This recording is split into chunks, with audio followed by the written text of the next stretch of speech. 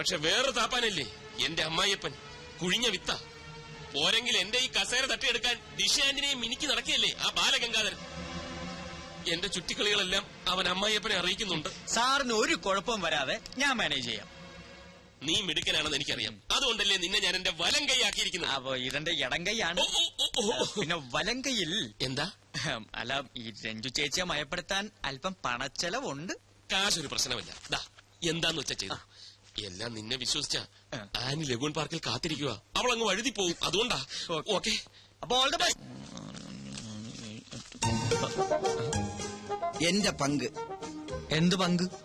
മുതലാളിയുടെ വ്യൂ പോയിന്റിൽ ചവിട്ടി കയറി നീ വെട്ടിച്ചെടുക്കുന്ന ഈ പണത്തിന്റെ പങ്ക്. ഇതേ വെട്ടിച്ചെടുത്തൊന്നുമല്ല, മനുസാറിന്റെ വൈഫിന് വിവാഹ സമ്മാനം വാങ്ങാനാ. മനുസാറിന്റെ വൈഫിന് നീ എന്തിന് വിവാഹ സമ്മാനം വാങ്ങണം? എടാ മോനെ, നിന്റെ തട്ടകം തന്നെയാണല്ലോ എന്റെയും.